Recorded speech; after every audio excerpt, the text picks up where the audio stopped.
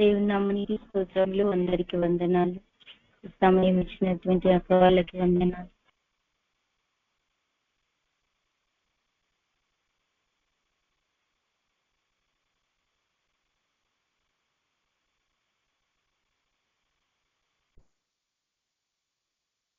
యెషయా గ్రంథం 41వ అధ్యాయము 18వ వచనం చదువుకుందాం. జనులు చూచి యెహోవా హస్తం ఈ కార్యం చేసిననియు ఇశ్రాయేలు పరిశుద్ధ దేవుడు దీన్ని కలిగజేసిననియు తెలుసుకొని నమస్కరించి స్పష్టంగా గ్రహించినట్లు ప్రార్థన. పరిశుద్ధుడా మీకు వందనాలు, స్తుతులు స్తోత్రాలు చెల్లిస్తున్నాం తండ్రి. మరొకసారి మీ బిడ్డలతోని మాటలు పంచుకోవడానికి మీరు మాకు ఇచ్చినటువంటి సమయాన్ని బట్టి, ఈ బిడ్డలను బట్టి కృతజ్ఞతాస్తుతులు స్తోత్రాలు చెల్లిస్తున్నాం తండ్రి. ఈ సమయంలో మరి తండ్రి ఇక్కడిక్కడ ఈ బిడ్డలు ఏకీభవించి ఈ యొక్క కూడికలో ప్రభావ తండ్రి కలిసి ఉన్నారు తండ్రి. ప్రతి ఒక్క బిడ్డతోనూ మాట్లాడండి. ఎవరు ఏ కార్యం కొరకైతే ఎదురు చూస్తున్నారో ప్రభావ, ఏ కార్యం కొరకైతే నీ బిడ్డల సముఖంలో ప్రార్థిస్తున్నారు ప్రభావ, నువ్వు ఇచ్చే మాట ద్వారా దినము వారి సమస్యకి త్రోవ చూపించబడాలి. అట్టి కృప దయచేసి సహాయం చేయమని యేసు నామమున ప్రార్థిస్తున్నాం తండ్రి. ఆమేన్. హల్లెలూయా.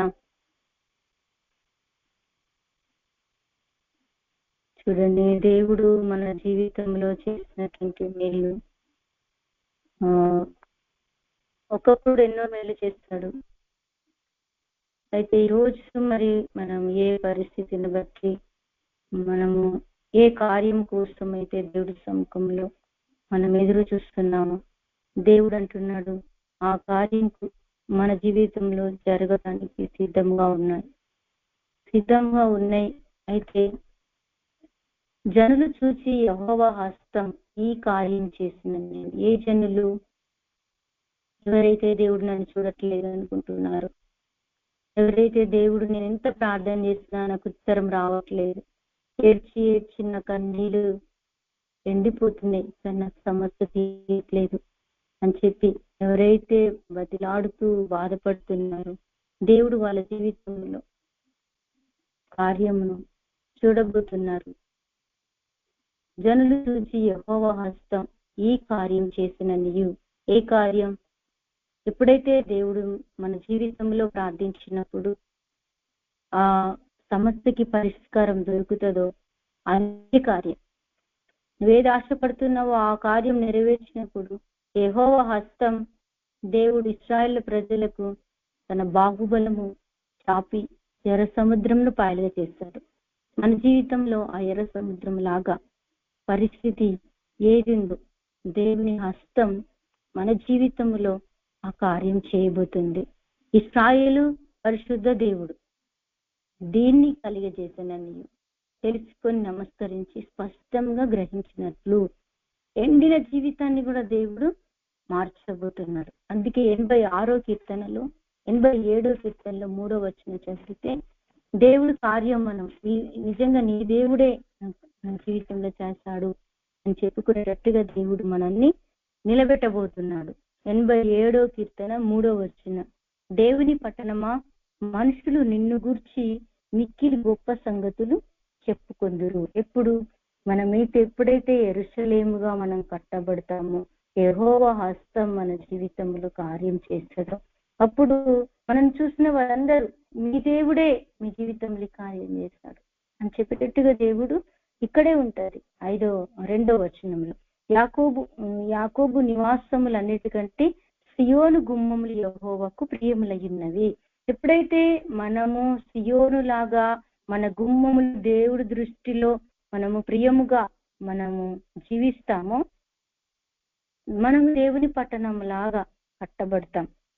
దేవుని పట్టణం లాగా మనం ఎప్పుడైతే కట్టబడతామో మనుషులందరూ కూడా మన దగ్గరికి వచ్చే వారందరూ స్వస్థత పొందినప్పుడు, మన దగ్గరికి వచ్చిన వారందరూ ఆదరించబడినప్పుడు, మన దగ్గరికి వచ్చిన వారందరూ బలపరచబడినప్పుడు, మరి ఈమె చచ్చిపోతుంది అనుకున్నాం కదా, మరి ఇలా ఈమె ఎట్లా బతికింది అని చెప్పి ఈ 114 కీర్తనలు ఉంటది 3వ వచనంలో, 114 కీర్తనలు 3వ వచనంలో యోర్దాను ఏకరాశి ఎట్లా జరిగింది అని వాళ్ళు చెప్పుకున్నారంట.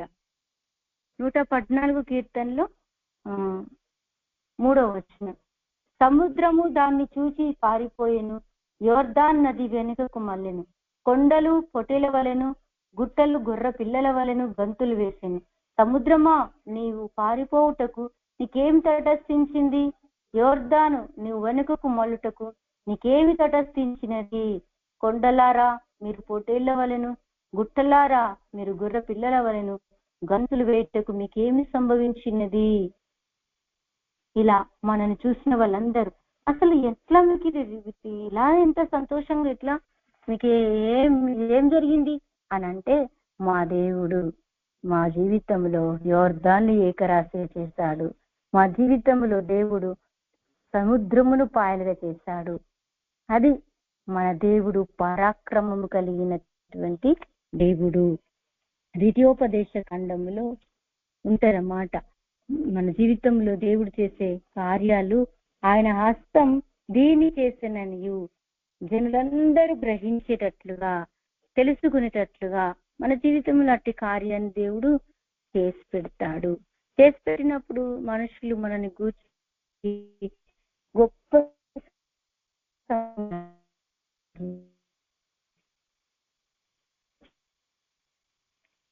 ఎప్పుడైతే మనము దేవుడి సన్నిధిలో వణుకుతామో, భయపడతామో, పరిశుద్ధ స్థలంలో కట్టబడతామో, చూడండి ద్వితీయోపదేశ ఖండములో 10వ అధ్యాయంలో 17వ వచనములో, ఏలేనగా నీ దేవుడైన యెహోవా పరమ దేవుడును పరమ ప్రభువునై ఉన్నాడు. ఆయనే మహాదేవుడు, పరాక్రమవంతుడు, భయంకరుడైన దేవుడు. ఆయన నరుల ముఖమును లక్ష్య పెట్టని వాడు, లంచం పుచ్చుకొనని వాడు. ఆయన ముఖం చూసి మాట్లాడే దేవుడు కాదు, ముఖం చూసి లక్ష్య పెట్టని దేవుడు కాదు, ముఖం చూసి తీర్పు తీర్చే దేవుడు కాదు. ముఖం చూసే మనుషులు ముఖం చూసి తీర్పు తీరుస్తారు, మనుషులు ముఖం చూసి ఆశీర్వది నువ్వు ఇట్లుంటావు, నువ్వు అట్లుంటావు, నువ్వు ఇట్లా అన్ని పోగొడతారు. కానీ దేవుడు ఏమంటున్నాడు తెలుసా? మనము నరుల ముఖమును లక్ష్య పెట్టని వాడు, లంచం పుచ్చుకొనని వాడు. దేవుడు మనల్ని ఏం అడగట్లేదు. ఆయన తల్లిదండ్రులు లేని వారికి న్యాయం తీర్చి పరదేశి యందు దయించి అన్న వస్త్రములు అనుగ్రహించే దేవుడు. మనము ఐగుప్తు దేశంలో పరదేశులై ఉన్నప్పుడు ఆయన మన మీద జాలి తలంచిన దేవుడు. నీ దేవుడైన యెహోవాకు భయపడి ఆయనను సేవించి ఆయనను హత్తుకొని ఆయన నామమున ప్రమాణం చేయవలను. ఆయనే నీకు కీర్తనీయుడు. నీవు కనులారా చూచుచుండగా భీకరమైన ఆ గొప్ప కార్యములను నీ కొరకు చేసిన నీ దేవుడు ఆయనే. హల్లెలూయా. కార్యము చేసి ఇంకేం చేస్తారు తెలుసా? నీ పితరులు 70 మంది ఐగుప్తునకు వెళ్ళిరి. ఇప్పుడు నీ దేవుడైన యెహోవా ఆకాశపు నక్షత్రము వలె నిన్ను విస్తరింపచేసి ఉన్నాడు. హల్లెలూయా. ఇది కార్యం అండి.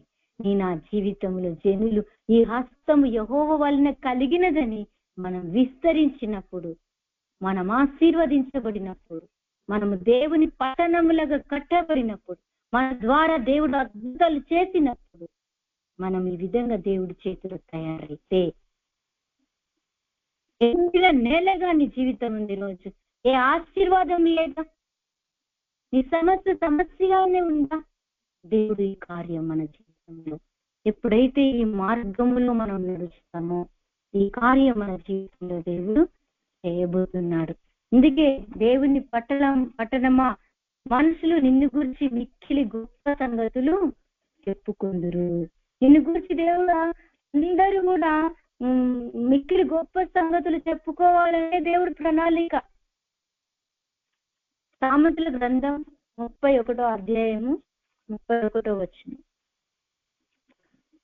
సామెతల గ్రంథం 31వ అధ్యాయం 31వ వచనం. ఎప్పుడు మన జీవితంలో దేవుడు సాయం చేస్తాడు అంటే,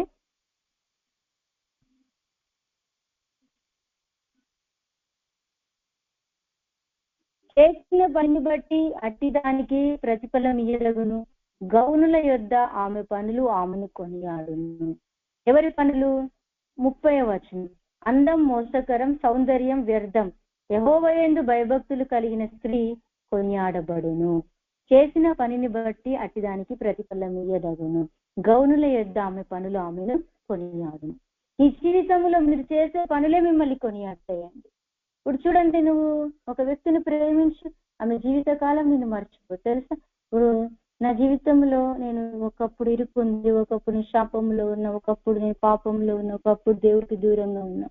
ఈరోజు నాకు అన్నిటికీ కానీ మార్గదర్శులు అమ్మసయ్య గారు కావచ్చు, మేడం గారు కావచ్చు, వారిద్దరి ద్వారా నేను ఎన్నో నేర్చుకోగలిగాను.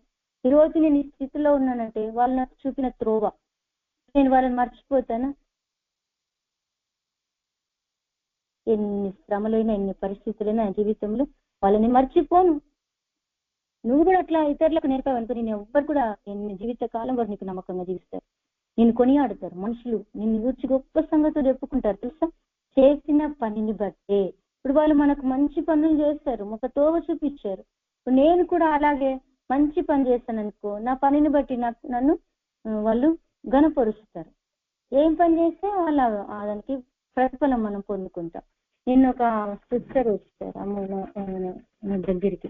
ఆమె ఏమని చెప్తుందంటే, ఈరోజు మా భర్తకి ఆరోగ్యం బాగలేదక్క, మీరు ప్రార్థన చేస్తే మాకు స్వస్థత అవుతుంది. ఎందుకంటే మేము ఒకప్పుడు వచ్చినప్పుడు మీరు మా కోసం, మా పిల్లలు ఇద్దరు చచ్చిపోయే పరిస్థితులు వస్తే మీరు బాగా మా కోసం ప్రార్థన చేశారు.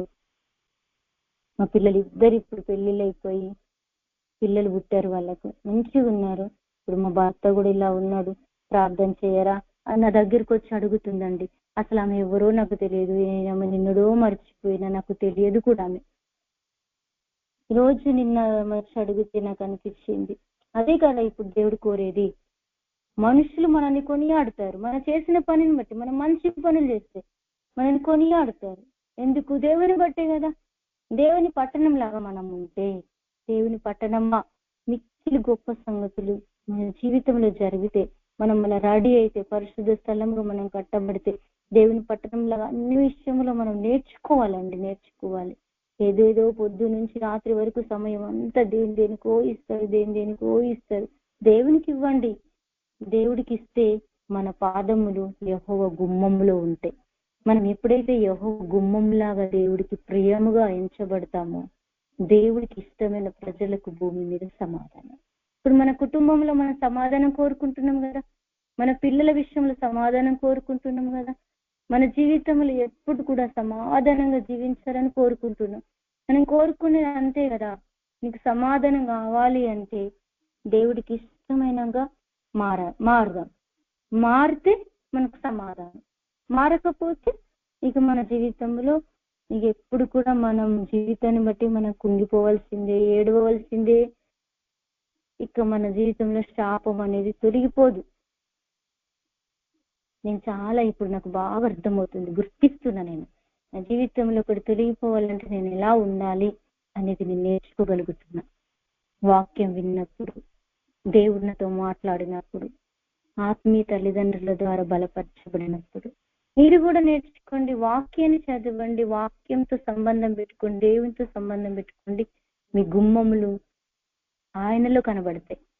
గుమ్మములు ఎప్పుడైతే 118వ కీర్తనలో మన గుమ్మములు ఆయన సన్నిధిలో కనబడినప్పుడు ఆయనకు మనము ప్రియముగా ఎంచబడమే కాదు, కానీ ఇక్కడ ఒక వాక్యం సెలవిస్తుంది. 118వ కీర్తన 19వ వచనం. ఆ గుమ్మములు మనం ఎవరి కొరకు తీయాలి, ఎక్కడ నిలబడాలి అంటే, నేను వచ్చినట్లు నీటి గుమ్మములు తీయుడి. దేవుని ఆలోచన ప్రకారం నడవడానికి మన గుమ్మం, మన హృదయమే ఆయన గుమ్మం.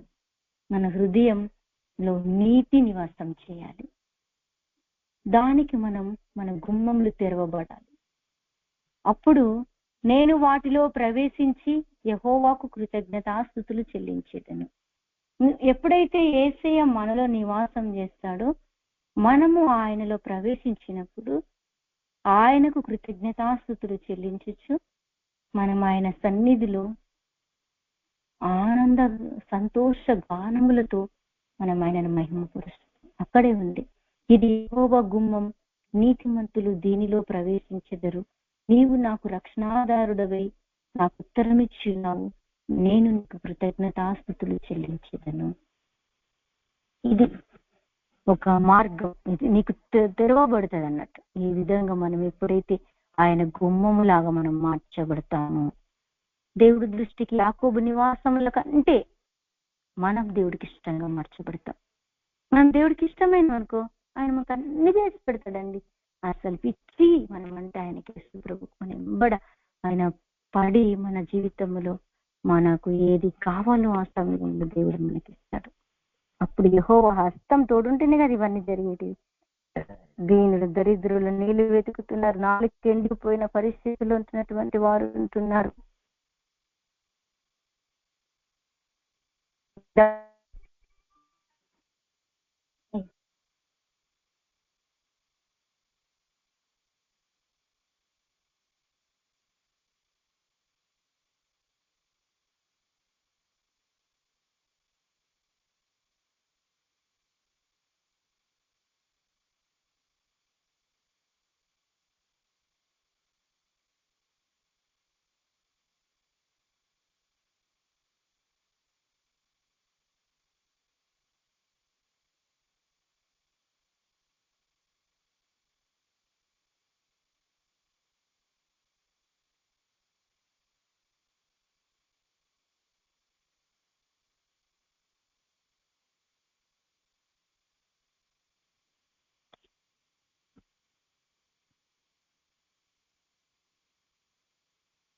మీరు మ్యూట్ లో ఉన్నారు.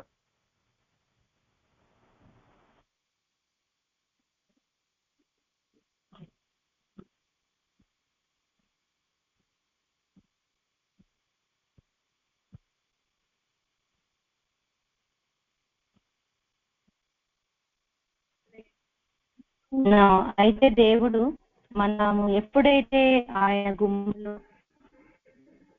మన పాదాలు కనబడతాయో మన జీవితంలో మనకు దేవుడు ఆయన రక్షణాధారముదై మన జీవితంలో ఏ ఆశతో మనం ఈ కోరికలో మనం పాల్గొన్నాము ఖచ్చితంగా కార్యం చేసి పెడతాడు.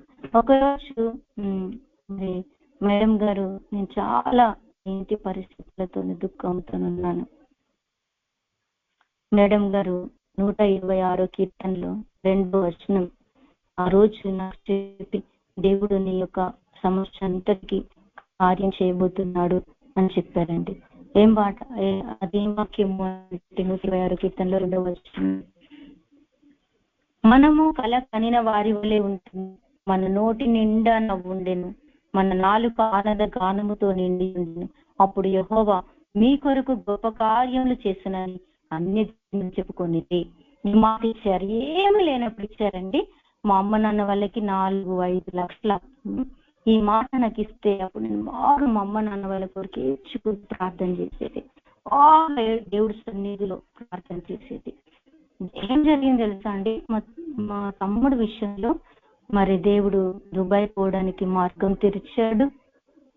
తెరవడమే కాదు కానీ ఇప్పటి వరకు మా తమ్ముడు జీవితంలో అన్ని విధాలుగా ఎన్ని సమస్యలు వచ్చినా అన్ని జనుల ముందు తలెత్తుకునే స్థితిలోనే ఉన్నాడు, కానీ మళ్ళీ అప్పుల పాలైపోయే పరిస్థితిలోనికి వెళ్ళలేదండి. వాని కొరకు దేవుడు ఏది చెల్లించాలనుకున్నాడు, ఏ కార్యం కోసం వాడు ఎదురు చూశాడో అందరి ముందు నేను ఎప్పుడు కూడా తలదించుకునే స్థితిలో ఉండకూడదు అనుకున్నాడు మా తమ్ముడు. మేమిద్దరం కూడా ఒకప్పుడు దేవుడు తెలియదు, మా తమ్ముడు నేను బాగా దగ్గర ఒకరి మనసు ఒకరు ఇట్లా కలిగి ఉండేవాళ్ళం. నేను అనుకున్నా అసలు దేవుడే తెలియదు ఒకప్పుడు. నేను మా తమ్ముడిని మా చుట్టుపట్ల ప్రజలు, మా యొక్క రక్త సంబంధికులు చుట్టుపట్ల వాళ్ళు మా కుటుంబం చూసి హేళన చేయడం, అప్పుల పాలైపోయి మరి మేము ఎన్నిక లేని వారిగా దిగజారిపోయిన స్థితిలో మేము ఉన్నాం. మా తమ్ముడు 12వ తరగతి చదువుతున్నాడు అప్పుడు, ఇంటర్ సెకండ్ ఇయర్ లో. అందరూ అన్నారు వాడిని ఇంకెందుకు చదివిస్తున్నారు, వాడిని ఏదో మెకానిక్ షాపులలో జీతం ఉంచితే తిరిగి తినడానికన్నా పైసలు వస్తాయి కదా అని ఇట్లా ఏళ్ళన చేసేవాళ్ళు. కానీ నేను అన్నాను, మా నాన్న అదే ప్లాన్ చేశాడు, చదువు మానేపించి ఫీజు కట్టకుండా పని చేపిద్దామని ప్లాన్తో ఉన్నాడు. చెప్పిన మాటలకు విని బాగా మా నాన్న తాగేవాడు. అప్పుడు నిజంగా నాకు ఆ మనసు ఎక్కిచ్చాడు దేవుడు నాకు తెలియదు, కానీ అప్పుడు మేము పూజలు చేస్తున్న వాళ్ళం, ఒక అన్య దేవతలను ఆరాధించినాం. కానీ నేను అన్న మా తమ్ముడితో, తమ్ముడు నువ్వు అస్సలు చదువు మానేయొద్దు, నీకు ఏది కష్టమైనా నేను చూసుకుంటా. ఇప్పుడు నేను టైలర్ పని చేసేదాన్ని, నేను చూసుకుంటా, కానీ నువ్వు మాత్రం నాన్న చెప్పినట్టు చదువు మానేయొద్దు. నువ్వు డిగ్రీ వరకు చదువుకోవాలని చెప్పి మా తమ్ముడికి నేను ఎవ్వరి ముందు మనం చేయి చాపే స్థితిలోనికి వెళ్ళొద్దు. ఎవ్వరు కూడా మనల్ని తక్కువ స్థితిలో ఎవరైతే ఇప్పుడు చూస్తున్నారో వాళ్ళ ముందే మనం ఒక రోజు తలెత్తుకొని జీవించాలి. అది దేవుడు చేస్తాడు మన జీవితంలో అని నేను మా తమ్ముడితో ఈ మాటలని బలపరచానండి. ఆ తర్వాత నిజంగానే మా తమ్ముడు డిగ్రీ అయిపోయింది. డిగ్రీ అయిపోయిన తర్వాత నేను నా పెళ్ళైపోయింది. నా పెళ్ళైపోయిన తర్వాత నాకు దేవుడు దొరికాడు. నా దేవుడు దొరికిన తర్వాత నా ఇంటి కొరకు ప్రార్థన చేయడం మొదలు పెట్టాను. యెహోవా హస్తం నా జీవితంలో నిజంగానే ఇప్పుడు మా తమ్ముడు తలెత్తుకునే స్థితిలోనే ఉన్నాడు. మా ఊరిలో మా చుట్టుపట్ల మా రక్త సంబంధికుల మధ్యలో అందరు అన్న వాళ్ళందరికీ దేవుడి రోజు మరి తలెత్తుకొని ఒక ఇతరులకు ఇచ్చే స్థితిలోనే ఉన్నాడు. కానీ దేవుడు తగ్గించలేడండి. ఒక కుటుంబంలో నిజంగా అయ్యగారు ఒక మాట చెప్తాడు, ఒక పాపి రక్షించబడితే ఆ కుటుంబం అంతటికి దేవుడు రక్షణ ఇస్తాడు అని. ఉత్తరం ఇస్తాడు, జవాబిస్తాడు, కార్యాలు చేస్తాడండి. ఒక్కదాని ఇప్పటి వరకు మా తమ్ముడు వాళ్ళందరూ అన్యుల పూజలే చేస్తారు. కానీ ఈరోజు ఆ కార్యం ఎవరి ద్వారా జరుగుతుంది? మన ద్వారానే, మన కుటుంబానికి కార్యం జరుగుతుంది. ఒకప్పుడు ఒక మాట మేడం గారు ఒకటి సాక్ష్యం చెప్పినప్పుడు ఒక మాట చెప్పాను, అక్కడ బాగా ఇష్టం అనిపించింది. కష్టాల్లో ఉండి బాధల్లో ఉండి మనం మొర్ర పెడుతూ ఉపవాసాలు ఉండి ప్రార్థన చేస్తాం, అద్భుతం చూస్తాం. కానీ దాని ద్వారా మన కుటుంబాలు పండగ చేసుకుంటారు. మన కుటుంబాలు ఆశీర్వదించబడి మరి ఎన్నో రకాలుగా సంతోషంగా జీవిస్తారు. అదని కొరకు దేవుడు నిన్ను ఎన్నుకున్నాడు. నువ్వెప్పుడు విశ్రమించద్దు, నువ్వెప్పుడు దేవుడి చేతిలో ఉండాలి. నీ కుటుంబం అంతా బాగుంటుంది, నీ కుటుంబం అంతా ఆశీర్వాదకరంగా మార్చబడుతుంది. వాక్యం చెప్పినప్పుడు చెప్పిండు, నిజమే. కన్నీళ్లతో రోధించిన ప్రార్థన దేవుడు చూస్తాడు. ఆ ప్రార్థనకి ప్రతిఫలం మన కుటుంబం సంతోషంగా, మన పిల్లలు సంతోషంగా, మన రక్త సంబంధికుల మధ్యలో మనం చేసిన ప్రార్థన మన కుటుంబాన్ని అలా ఆశీర్వదించుతుందండి. మన దేవుడు అలాంటి కార్యాలు మన జీవితంలో చేస్తాడు. మనం కలలాగా, ఈ రోజు నేను అనుకుంటా ఒక కలలాగా అయిపోయింది. నిజమే ఈ మాట. మనము కల కనిన వారి వల్ల ఉంటుంది. మన నోటి నిండా నవ్వుండెను, మన నాలుక ఆనంద గానముతో నిండి ఉండెను.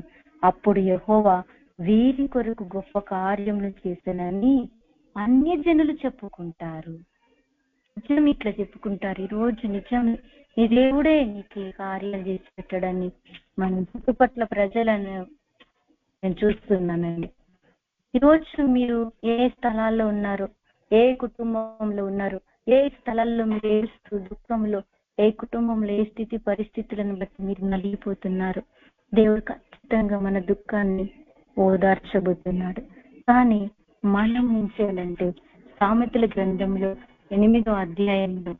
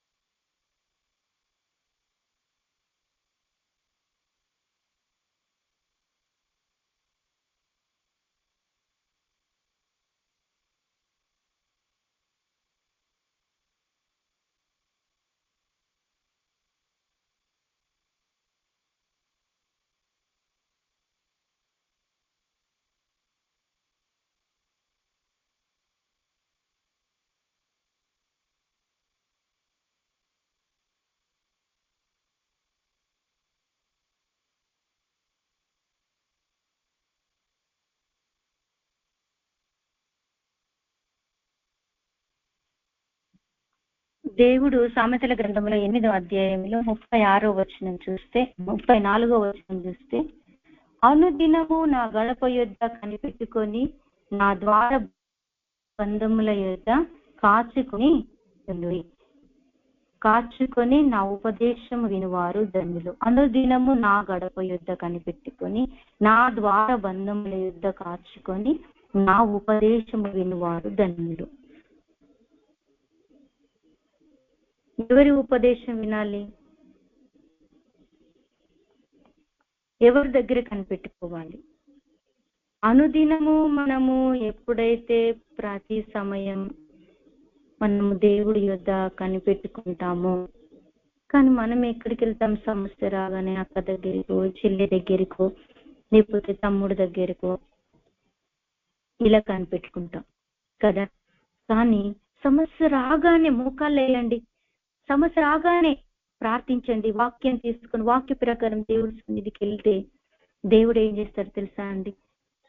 ఉపదేశం చేస్తాడు. ఉపదేశం చేస్తారనుకో, ఆ ఉపదేశం మనం విని మన చెవులకు వినబడినటువంటి ప్రతి వాక్యానికి మనం విని సరి చేసుకుంటే, ఉపదేశము విని మనము బ్రతుకు మార్చుకుంటే, ఆయన కడుపు గుమ్మం మీద కనిపెట్టుకుంటే అనుదినము, ఒకరోజు కాదు అండి, మనము అనుదినము యెహోవా దగ్గరగా వెళ్ళాల. వెళ్తే ఈ సమస్యకి దేవుడు ఏం చేస్తాడు? పరిష్కారం చూపిస్తాడు, తప్పులు చెప్తాడు, సలహాలు ఇస్తాడు, ఉపదేశం చేస్తాడు, బోధిస్తాడు, బలపరుస్తాడు. కుంగిపోతే నిన్ను నిలబెడతాడు. యెహోవా హస్తం నీ మీదికి దిగొస్తుంది. యెహోవా హస్తం నీ మీదికి దిగొచ్చినప్పుడు నువ్వు బలం పొందుకుంటావు. ఎప్పుడైతే బలం పొందుకుంటావో దేవుడి సన్నిధిలో నువ్వు ఒక మార్గంకు తోవచూపు స్తంభం లాగా నువ్వు ఒక అద్భుతం చూసినప్పుడు నిన్ను బట్టి అనేకులు కూడా ఆ మార్గంలో నడవడానికి నువ్వు ఒక మార్గదర్శి అవుతావు, దిక్చూసిలాగా అవుతావు, తోవచూపు స్తంభం లాగా అవుతావు, ఒక స్తంభం లాగా ఉంటావు. అందుకే మనము అనుదినము నా గడప యొద్ద కనిపెట్టుకొని, ఎవరి గడప యొద్ద? దేవుని గడప యొద్ద, నా ద్వార బంధముల యొద్ద కాచుకొని. ఆయన ద్వార బంధములకు, ఆయన ద్వారాలు ఎప్పుడు కూడా, యెషయా ప్రవక్త రాస్తాడు 61వ కీర్తనలో, ఆయన ద్వారాలు ఎప్పుడు కూడా మన కొరకు తీయబడతాయి అంటండి, మన కొరకు తీయబడతాయి. 60వ అధ్యాయంలో ఉంటది, అనుదినము నా గడపకు 60:11 నీ యొద్దకు జనముల భాగ్యం తేబడినట్లు, వారి రాజులు జయోత్సవంతో రప్పింపబడినట్లు, నీ ద్వారములు రాత్రింబగళ్ళు వేయబడక నిత్యము తెరవబడి ఉండును. నిత్యము మనం తెరవబడి ఉండాలి మన ద్వారాలు. ఎప్పుడైతే మనము రాత్రింబగళ్ళు వేయబడకుండా తెరవబడి ఉంటామో మన యొద్దకు ఎవరు వస్తారు తెలుసా? రాజులు రాబోతున్నారు. మనకు రాజులు ఏం తీసుకొని వస్తారు తెలుసా? జనాల భాగ్యం తీసుకొని వస్తారు. భాగ్యం, మన అవసరతలు తీర్చబడతాయి. ఆ భాగ్యం లోయల్లో ఉంది. నీ శ్రమలు ఎంత ప్రార్థన చేస్తావో, నీ శ్రమల్లో నిత్యం నీ ద్వారాలు తెరవబడి ఉంటాయో, ఉపదేశం కొరకు కనిపెట్టుకుంటాము, నీ యొద్దకు దేవుడు జయోత్సాహముతో ఊరేగించుచు నీ యొద్దకు వెళ్దాం రండి అని చెప్పి సియోను కొండకు కేకలు వేసుకుంటూ అని చెప్పి వస్తారని ఇర్మియా ప్రవక్త రాస్తాడు. ఇర్మియాలో 31వ అధ్యాయం 6వ వచనంలో ఉంటదన్నమాట. ఎట్లా తెలుసా? ఎఫ్రాయిము పర్వతాల మీద కావలి వారు కేక వేసి సియోనుకు మన దేవుడైన యెహోవా యొద్దకు పోదుము రండని చెప్పు దినం నిర్ణయమాయెను. ఎప్పుడు? మన ద్వారాలు రోజు తెరవబడితే రోజు ఫోన్ చేస్తారు తెలుసా నీకు, ఎవరో ఒక్కళ్ళు నీ సహాయం, నీ వాక్యం కొరకు, దర్శనం కొరకు, లేదు ప్రత్యక్షత కొరకు, నీ ఆదరణ కొరకు. అట్లా మనం రోజు పనిచేస్తాం అనుకో, మన అవసరతలన్నీ భాగ్యంతో నింపబడతాయి. మన యుద్ధకు కానుకలు తీసుకొని రాబడతారు అనేకులు కూడా. ఇప్పుడు చూడండి, సొలొమోన్ దగ్గరికి షేబారాని ఏం తీసుకొని వచ్చింది? కానుకలు తీసుకొని వచ్చింది, గణపరిచింది. ఆమె ఎవరు? అన్యజనురాలు. ఎందుకు అంటారు? సొలొమోను ఎలా నడిచాడో ఆమె గుర్తించి దేవుని మహిమపరిచింది. నీ దేవుడు గొప్పవాడని, ఆయన మీరు కలిగిన, మీరు దేవుని కలిగిన మీరు భాగ్యవంతులని. మనము కూడా భాగ్యవంతులమండి. నిజంగా ఎంతో మనవి బయటికి కనబడకపోవచ్చు, లోకంలో కనబడకపోవచ్చు, నీకే కనబడకపోవచ్చు. సియోను కొండకు కేకలు వేసి మనం పోదము రండి అని చెప్పి, బాధల్లో శ్రమల్లో అక్కడికి వెళ్తే ఆదరణ దొరుకుతుందని ఎంతో మంది వస్తారండి. నా దగ్గరికి ఒక్కొక్కరు వచ్చినప్పుడు వాళ్ళు బాగా ఏడుస్తారు వచ్చి. నిజంగా వాక్యం విన్న తర్వాత నాకు బలం వచ్చిందని చెప్పే వాళ్ళు ఎంతో మంది ఉన్నారండి. నేను కూడా ఒకప్పుడు మేడం దగ్గరికి, మేడం ప్రార్థన చేసేదంట, ఈరోజు నేను ఇలా బలపరచలేదు, నేను వెళ్ళేదాన్ని, నన్ను బాగా బలపరిచేవాళ్ళు. అట్లా బలం పొందుకొని నేను వచ్చాను. సియోను కొండ వాళ్ళు దేవుడు నివసించే స్థలాలు. ఈరోజు మనము కూడా అలాగే తయారవుదాం. దేవుడు ఇటు వాక్యం దీవించును గాక. ఇంటి సమయాన్ని అక్క వాళ్ళు తీసుకుంటారు. ఆమేన్.